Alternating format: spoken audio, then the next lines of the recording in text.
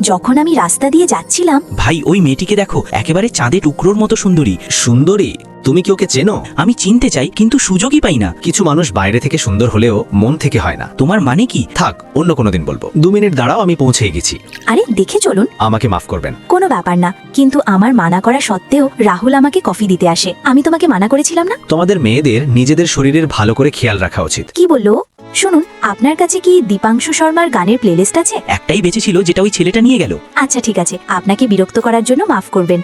আরে বাহ, কি ভাগ্য, আমাদের আবার দেখা হয়ে গেল। আমি এই সিঙ্গারের গানের উপর রিসার্চ করছি। তুমি কি এটা শোনার পর এটা আমাকে দিতে পারো? অবশ্যই। দাঁড়াও, আমি তোমাকে ফ্রেন্ড রিকোয়েস্ট পাঠাচ্ছি। আমি সোশ্যাল মিডিয়া থেকে দূরে থাকি, তবে আমাকে তোমার নম্বর দিয়ে দাও। আচ্ছা ঠিক আছে, ডায়াল করো। কিন্তু রাহুল আমাকে দেখার পর আমার নম্বর ডিলিট করে দেয়। এতদিন হয়ে গেল, ও আমাকে কল কেন করলো না? হয়তো আমি ওর পছন্দ নই। আরে ইয়ার, এই টায়ারের আবার কি হলো? পায়েল, আমার টায়ার আবার পাংচার হয়ে গেছে। এখানে এমন কোনো জায়গাও নেই যেখানে এটা সারানো যায়। আচ্ছা, তার মানে সেদিনও টায়ারের কথা বলছিল। আমি খামোখা ওকে খারাপ মেয়ে ভেবেছিলাম। সিমরান দাঁড়াও, আমি তোমাকে সাহায্য করছি। ধন্যবাদ রাহুল।